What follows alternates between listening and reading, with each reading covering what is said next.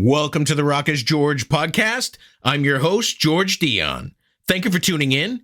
Be sure to hit like, follow, or subscribe on the platform that you're listening to us on. You can also check out my work at the loudest.com on the planet, knac.com, for exclusive hard rock and heavy metal interviews, live show coverage, album reviews, and more. My guest for episode 196 is keyboardist and vocalist Chris P. James of the Burrito Brothers. Some of you may remember the Burrito Brothers as the Flying Burrito Brothers when they were founded in 1968 by GRAM Parsons and Chris Hillman of the Byrds.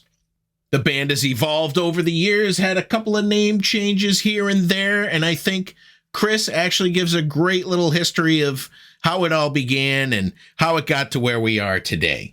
The Burrito Brothers have a brand new album out called Together. It's available from the Store for Music Records.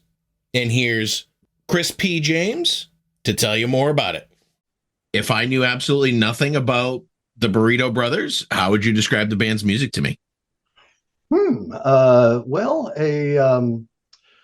A forward-looking, creative, adventuresome, somewhat progressive country and rock group that is keeping alive a legacy that goes back half a century, but keeping it very fresh. It's very much a part of things today. So it's a joy to be involved with. Let's talk a little bit about that 50-year legacy. The Burrito Brothers started off as the Flying Burrito Brothers in 1968 with the late GRAM Parsons, Chris Hillman, Michael Clark, Bernie Leadens, Sneaky Pete, Kleinow. Yes, the hard to pronounce last name. Yes. Is there a easy way to sum up how the Flying Burrito Brothers are now the Burrito Brothers? Yeah, pretty much. Essentially, the group that started in 1968 and 69 in LA was there until around 1980 when, although by that time, of course, there had already been numerous personnel changes, but they never folded up shop. The group kept going.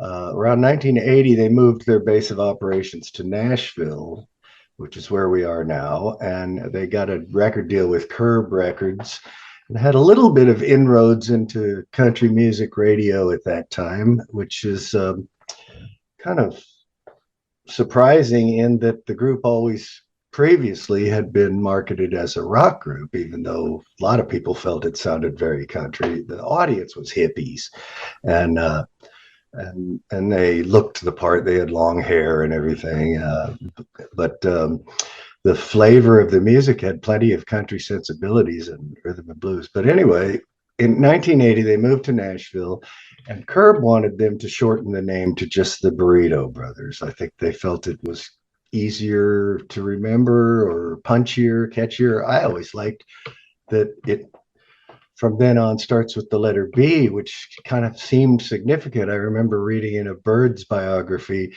how McGuinn was into finding a name that started with B because of the Beatles and the Beach Boys, and perhaps the idea of being in the record stores, in the catalog listings close to those groups for easy noticeability. For whatever reason, there's other really fine examples like The Band and the Bee Gees, and the list goes on and on. So I'm pretty fond of just calling it the Burrito Brothers, and there's more to that story, really. And it actually had little brief chapters after 1980 where they went back to calling it the Flying Burrito Brothers. And then around the turn of the millennium, there was actually a version of the group that went by Burrito Deluxe for about 8 or 9 years. When I came in the band and they asked for us to make sure and trademark the name because it hadn't so far been done, and I think it wasn't really common practice for most bands to do that in those days. I looked into it, and the trademark was available, and they wanted us to be the Burrito Brothers.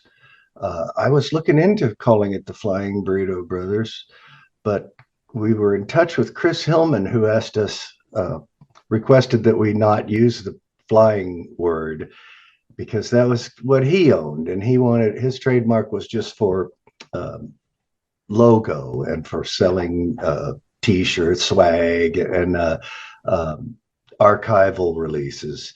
And because the trademark office works very specifically, since he wasn't wanting to be a ongoing working currently existing band, and we did, that made us two different trademark kind of things. But he requested that we not use the word flying, and he was gracious about it. He essentially had resigned to the fact that somebody was going to keep doing it, and so we honored his request, and we like it this way. We're just the Burrito Brothers. You signed on with the Burrito Brothers in 2009. How were you recruited to the band?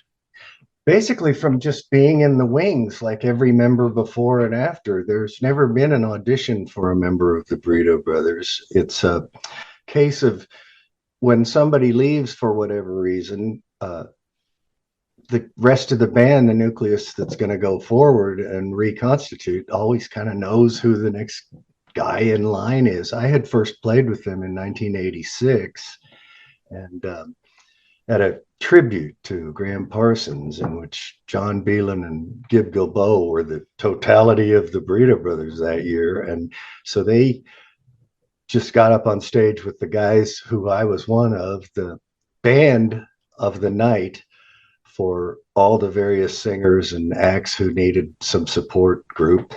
And so from that night on, I was able to include in my resume that I'd played in the Flying Burrito Brothers.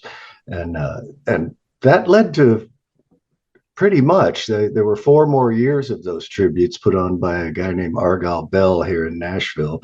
And I kind of got in with that crowd, so to speak, the extended family, and played a bunch of different gigs and sessions with different people who had been on those dates, met a lot of those people. Probably most significantly, Bobby Bear, who I worked with in his band for many years. And so by 2009, I had already gotten to know the guys in that world, so to speak, and my turn finally came. You brought in Chris, Pete, and Tony because you had played with them in a prior band as well, right? Yeah. Oh, Bob, you mean? You said Chris. Yeah, Bob, Pete, and Tony, we all had played together. You're Chris, of course. Yes. we all had played together, gosh, lots of times. Just by being in Nashville in the same circles, we'd cross paths a lot. And Bob and I were really close friends. We had been in Mr. Hyde together back in the 90s, and we did a wild little side trip we called the Lost Sideshow, where we played the music of the Doors just for fun once in a while. And that was a hoot. And in fact, Rick Lano, who had been in the Flying Burrito Brothers before I was, and stayed on board when I was a member, he had also been in this Lost Sideshow band. It was really cool. And Mike Webb was the keyboard player, and he's known as a member of Poco, and perhaps a familiar name to many people. And so these guys were guys, like I had said about myself, who sort of were in the wings when it came time to get new players, because the group that I entered had Walter Egan and the aforementioned Rick Lano, and Michael Curtis was in it at first, and then my brother Fred, who had secured our record deal. In fact, he's a producer here in Nashville and has a lot of contacts in Europe, and he got us a deal with SPV Records in England. And when we were okaying, SPV wanted us to run by who we had in mind to be the latest incarnation. And when Michael Curtis bailed out, we were sort of at a loss for a moment there of, well, who's the most appropriate next guy? And Walter Egan said, well, why not Fred? They obviously know your brother because they first talked to him, and they were cool with that. And so that was the lineup that I first entered with. And then Fred kind of was never likely to stay very long. He sort of went ahead and joined since we needed somebody then and there to finish up this album and get this thing back off the ground. And then Walter started getting a lot of different opportunity. He's an established solo artist with the huge hit Magnet and Steel and a lot of others and many major label albums and such. And so for reasons like that, which are the same reasons all through the history of the Burritos, those two guys kind of bowed out, not at all at the same time. I'm talking about a couple years apart and stuff, but when each one left, it was kind of turning into my baby. And so the people I was fondest of started entering the picture. You have a new album out. It's been out since August. It's called Together. It was released through the Store for Music Records. This album kind of a long time in the making. I saw that you guys started working on it in 2020, but you also lost Bob Hatter along the way, right? Yeah, that's right. It was a struggle in a way. I mean, gosh, the recording was always beautiful and our love for doing it, but circumstances really kept stepping in the way. That's right when the pandemic came along and it just kind of stalled everything. And poor Bob, a previous cancer survivor, got it again, something like after being free of it for 7 or 8 years. And this time it wasn't wanting to let go. And a lot of people who are fighting cancer don't give up on life. They take their chemo, and we would have been very careful and caring of his needs and all. But the pandemic prevented us from getting with him, and it made him far more, is paranoid the right word? I'm not sure, but not willing to really leave the house because the immunity system is way down when you're dealing with that kind of health issue. And so our desire to work with Bob was seriously limited by the fact that there was a pandemic at the same time as him contracting cancer. We did manage while he was workable, before he had gone too far down that horrible path, to get a lot of it squared away with him, and hoped that there was a chance that he was going to survive and that the pandemic would pass. And so we got all the demos together. We talked a lot on the phone back and forth, a little bit of visiting him at his house, but not much of that, and just corresponded enough to get it all figured out, the album we planned to make. And it was all written, it was all demoed. But when things just weren't coming around for Bob, and the pandemic was starting to pass, we desired to continue. I mean, we didn't mean it. I don't think Bob wanted us to just close up shop. And we asked, Tony Paoletta suggested that we contact Steve Allen, who just turns out to be the perfect guy to step in. And Steve said that he'd be okay with doing it if he got Bob's blessing, if he knew that Bob knew about it and was okay with it. And Bob was more than okay with it. Bob really liked the idea that we were going to complete this album that he had started with us. And I've said all along that it's the same album we would have made had he lived. And it was really a heroic effort on Steve Allen's part to step in there and not seek glory or too much recognition for it. He was really fine with the notion that we were still going to one last time list Bob as the guitar player of the album and member of the group. And then Steve is listed inside in the credits as a very special guest, which is an understatement. And he came through like a charm. It was beautiful. And then once we were finished, he told us that he'd be happy to do any further things that we're going to do if we want him, and we do. So we've come out of it with the chemistry and the lineup, the four of us very happy on the same page together. But there's a sadness, a bittersweetness that we lost Bob in the process. And so we dedicate this album to Bob Hatter. Let's talk a little bit about the music from the album. You've released 3 singles so far. Let's talk about the lyrical inspiration behind Ms. Misery. Oh, that's one of those, it's almost, I wouldn't say adolescent, but very young adult kind of, she hurt me, so I'm going to lash out kind of nonsense. But there's something to that. It has a ton of songs through the years have had some of that vibe. I'll show you. And it just, it's possible.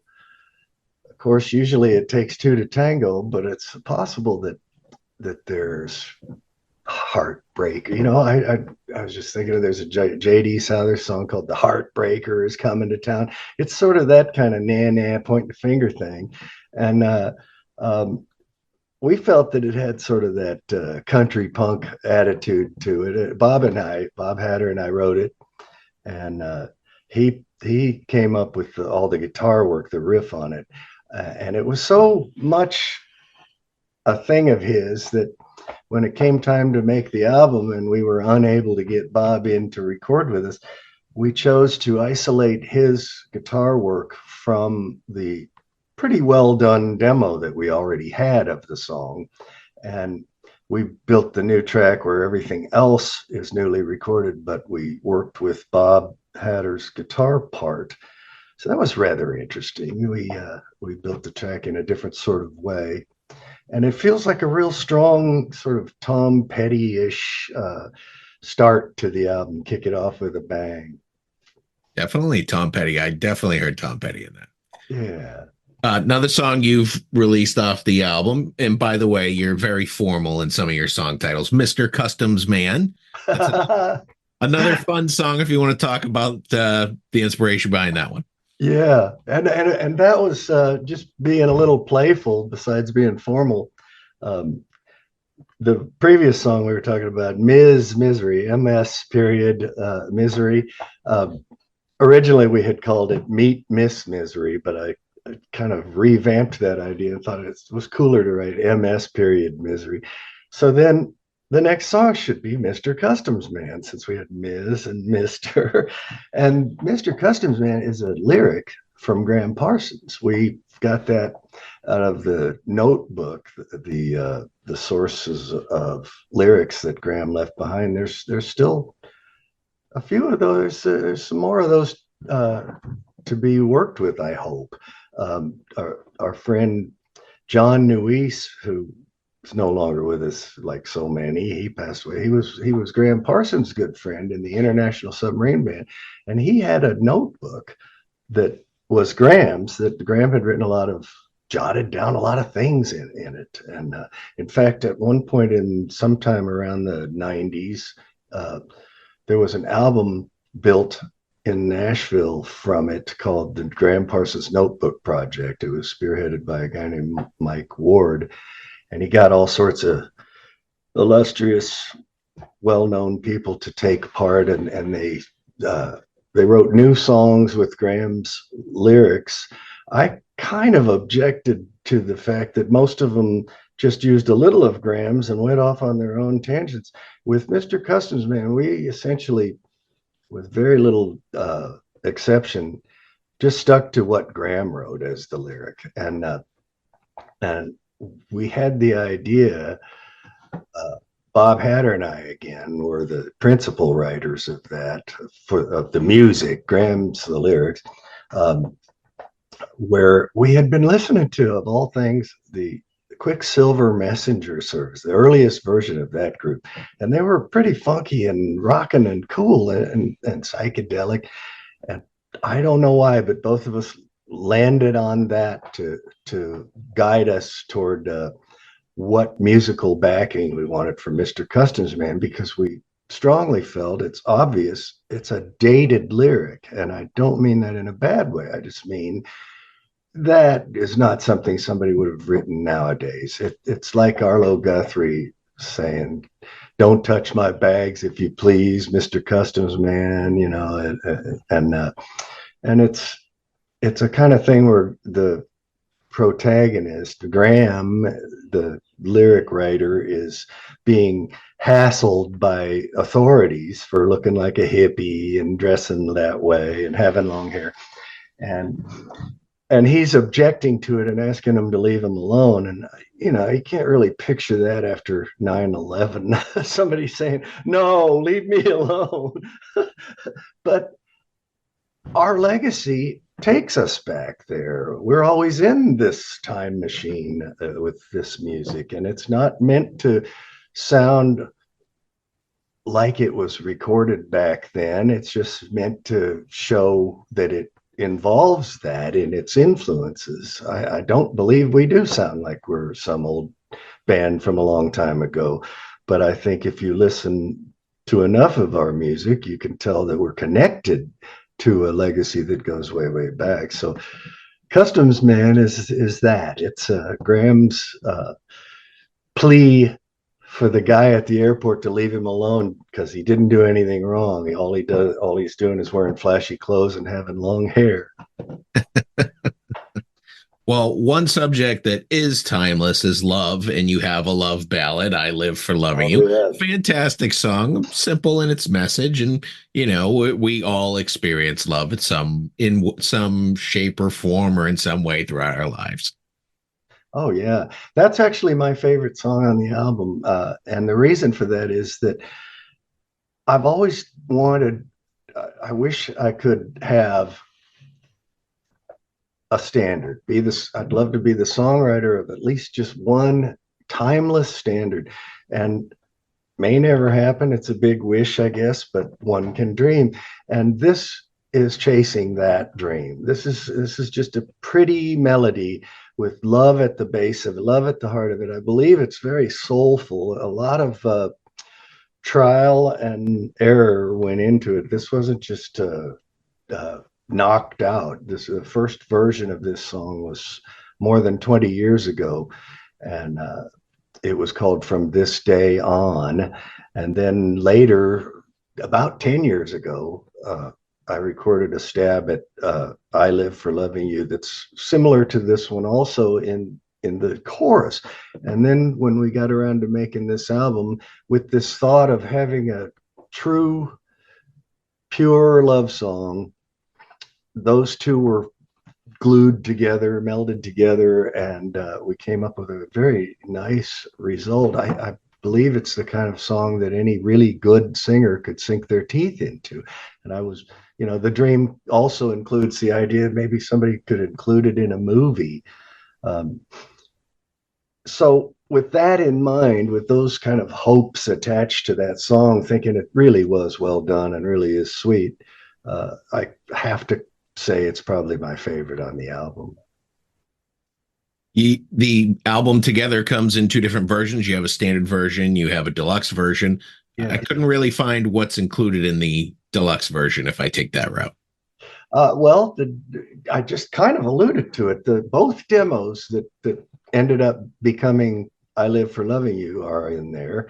The original demo of "Ms. Misery," in which we got Bob Hatter's electric guitar part from, is included. There's some live recording. We just lucked into a moment of beautiful inspiration when we recorded "Wild Horses" live last November at the Nashville GRAM Parsons tribute.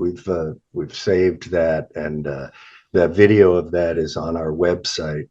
And I was so happy with that I included that on our bonus disc. It's called "Together Deluxe," and it's not a double album. It's a 2-disc set in which the album "Together" is the main album, and the second disc is just a side trip. It's a bonus peek behind the scenes. It includes a couple live things, like I just mentioned, some demos, a couple songs, that aren't demos, that are more master quality, that we just left off the album, the outtakes, and um, it's pretty neat. It's got some wild exploration. It's got the original uh, fairly weird stab at compiling the suite called History, and then finally the last track is entitled "The Burrito Brothers." ... And it's not a song. It's sound bites. It's little bits of interview with me, with Graham Parsons, with Bob Hatter, and it just serves to illustrate who we are and what we're about. It's about 5 minutes of spoken word there at the very end, sort of saying goodbye, and it finishes up with that marvelous, wonderful quote of Graham Parsons saying, "The idea will go on, whether I do it or anybody else. It's got to keep going." And that's like gold to us. That's like validation of going forward with this. Graham himself wanted the idea to continue, and that was said after he was no longer in the band. And in fact, none of the original guys were. It was when Rick Roberts was leading a different version of Burrito Brothers, and Graham didn't mind. So we feel that he wanted this baby to go on. And now, all these years later, I feel the same way. I feel like, boy, I hope it doesn't end with me. The idea's got to keep going. You have this futuristic artwork that I've noticed among a lot of the Burrito Brothers albums. There's sort of this hut in the back. It's also on the new one. So maybe you could explain sort of this thing that has followed the band through the years. Well, it's actually on the cover of Gilded Palace of Sin, which is, the foundation. That's the first album, and it seems to have laid the groundwork for everything. It's considered easily by critics the most classic Burrito Brothers, Flying Burrito Brothers album. It's got this thing. That's it. Bob Boiling made that for me. He's our representative in England. He by the way, Bob Boiling, just like Burrito Brothers. He got us our record deal, and he does so much for us. He's our guy over there in Europe. Our label, SFM, headed up by Brian Adams and Robin Sellers, is based in London, in England. And so we've arrived along with Warren Ells, I guess you could say, our art director. I mean, that's not his job as much as just he does art design for so many people, but we're hooked up with him. And in much the same way as a lot of other groups you've seen whose albums have theme aspects to their cover, we've decided to keep that part of our signature. It's kind of a logo. And so after having the first time we did it was the Still Going Strong album of 2018. And then we repeated it with the Notorious Burrito Brothers. And now we've got a spacecraft. And we turned this is the Together Deluxe album cover, which is slightly different from the main album, the single album, which is called Just Together. We got the thing shooting out from there on the deluxe album. It's landed. It's landing, yeah. But the idea of that hut, that shack, being a landing module for Space Journey, it was a wild idea that I threw out there from Warren, and he ran with it. He did well. But also, I should mention the back cover is a painting that was done first. That was by Bob Boiling's wife, Jo Boiling, and it's an actual painting. It's not graphic art in the way that the other stuff was done. It's oil on canvas, and we were just so flattered that she did that for us. And so that carried forth into the idea of the craft that comes out of the ship. And I don't know if you can see it very well, but the ship has the Sweetheart of the Rodeo girl, the girl from the cover of the Byrds' Sweetheart of the Rodeo, and it's labeled The Mothership. And Sweetheart of the Rodeo is the Byrds album that Gram Parsons was on, the only album by the Byrds where he was a member of the group. And upon finishing that, he and Chris Hillman both left the Byrds to start the Flying Burrito Brothers. And so the Sweetheart of the Rodeo is the Mothership, where it's a spin-off group from the Byrds, essentially. And I loved that Warren came up with the idea, like those old fighter pilots of the World War II era.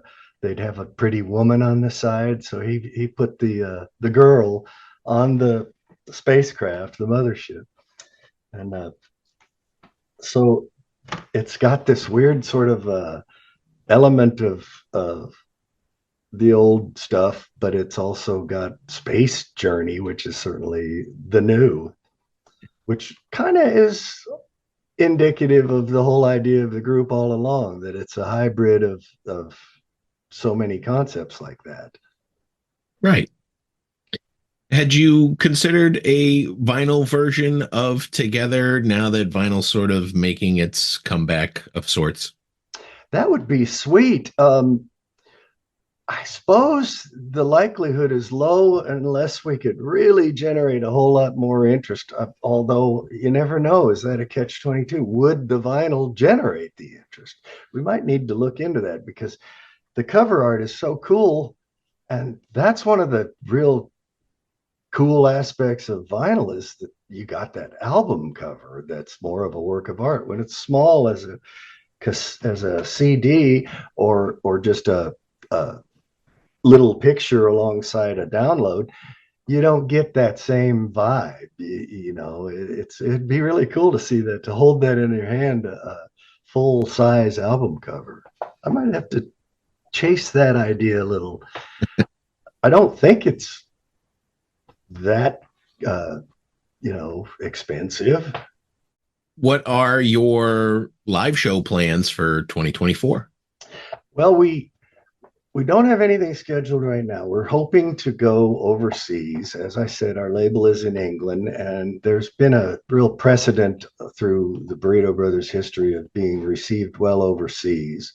And it seems like it's a harder nut to crack right now here in the States. We really don't want to climb in a van and go do a bunch of dates, playing bars for medium money when we're as old as we are and we have as many contacts to, like everybody in the group plays regularly in the studio, a lot of sessions, a lot of other contacts. We live in Nashville, a melting pot of musicians, and have been here, all of us, a long time and proven our value, I think. And so, Tony and Pete and Steve work all the time, more than I do. I kind of have this role as the front man of the Burrito Brothers, and I get asked to do things like this Saturday. I'm going to play with the Long Players, Bill Lloyd's multi-artist group that has a bunch of different singers of various levels of celebrity come up and sing a song at the concert. And I've done that many times. We've been asked to play the Gram Parsons tributes and things like that. If we could get a few festival dates here or there, that'd be sweet. If we could get a nice opening act gig, that seems like that'd be a nice avenue. The ultimate one of those would be the Rolling Stones, but again, it's like, one can dream. but no complaints. I mean, getting to make these albums and talk about them is a beautiful thing that I'm very grateful for, and stuff always does pop up for us. But I'd have to say right now we're not actively pursuing heavy road work. We like doing it when it pops up, and we're very good at it when it pops up, so it feels like something real special. So the album Together is about 8 or 9 months old at this juncture. Are you working on the follow-up? Yes, we've just begun. I suppose we've actually talked about it even for more than a month now, about some of the ideas of what we want to chase. I guess you sort of let the cat out of the bag saying it's 8 or 9 months, because we're kind of pretending that it's new, because what happened was through all those delays of getting together finished, it was our recording of it was pretty well done, and it was just getting mixed and sort of really on hold because of Bob. And I got the idea early last year, more than a year ago now. It was really the very first of the year that I wanted to make a Christmas album, because the Burrito Brothers had never done that. And I believed we could make one just like a true Burrito Brothers album, not a collection of old chestnuts, but fully realized new album. There's a couple exceptions of with songs that have existed from the past, but they're really not standards. And we came up with an all new Christmas album. And because the Burritos stay under the radar so much, I desire to get the name better recognized. I thought a Christmas album might raise a few eyebrows and occur to people as something different. And so I begged essentially our label SFM to put that out and not have to wait a whole year. It would feel like, well, now we've just sat on it for a year. We were excited about it and wanted it out, and more willing to sit on together because we already had for a while. And so the plan became, just right after Together creeped out from under the covers for a moment, we said, well, why don't we just put that on hold? And once 2024 comes around, we'll start promoting it as our new album. And it is, I mean, it still is. And so that was the plan. We just put it on hold and talked about and promoted the Christmas album. And now that 2024 is here and the Christmas album is behind us, we don't want Together to just have been left behind.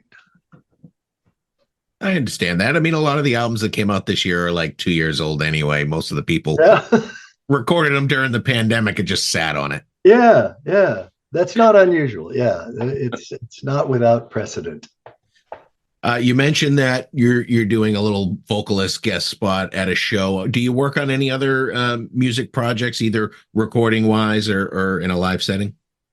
Yeah, the first thing that pops to mind, I've played with Walter Egan for a long, long time. In fact, when we were in the Burritos together, was essentially they had offered me to take the wheel, because basically nobody else was into it. And I thought, well, if this is my entry into the group, sure, I'll do whatever you want me to do. This is a dream come true.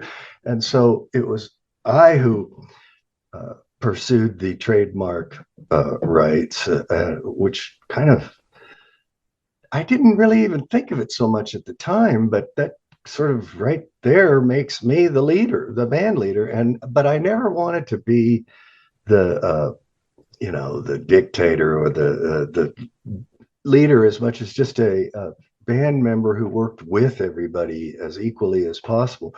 But I was given the role of contacting the best choices of who would be in it. Now, Walter Egan and Rick Lano already were in the group that was calling themselves Burrito Deluxe prior to us revamping.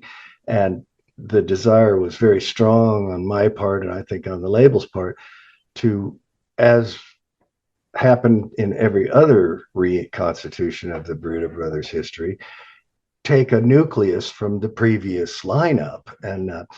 But it was still up to me to call them and say, are you up for this? And Walter and I had worked together for so long that he, as a good dear friend, said sure. And I'd known him for, I think I've known him for 35 years or more. And I play keyboards and sing harmonies. And he usually, he always gives me a cameo appearance on all of his concerts, all of his shows. I sing a couple songs. And And so that also includes a lot of times in the studio with him. So besides being in the Burrito Brothers, I guess you could say I'm in Walter Egan's band, which is a nice thing to be in. And then like this long players aggregation that Bill Lloyd started, Bill Lloyd from Foster and Lloyd. Steve Allen was always his right-hand man. And the long players this Saturday are celebrating their 20th anniversary. They've done it a pretty long time. And I've been there ever since. The first time I played with them was 20 years ago, I think. And their theme, the reason for the name Long Players, is that they pick a classic album and play it from start to finish. They play that album, and they get different people from different bands, different frontmen from different bands, and well, front women too, and go through the album, and then they'll play an encore of well-known songs, cool songs from whatever group they're featuring that night. Although this Saturday night, it's the 20th anniversary show, and it's just a free-for-all. It's just anybody who's ever played with them is invited to come in. And I'm going to sing Roadhouse Blues this Saturday. Nice. Yeah. Well, Chris, those are all the questions I have for you today. The new Burrito Brothers album is Together. It's out now through the Store for Music Records. And I want to thank you for coming on the podcast today to tell me more about it and the Burrito Brothers. Well, thank you, George. I think I would like to, I always try to remember to invite people to check out our website, theburritobrothers.net. And one of the things I also always invite them to do is check out the timeline.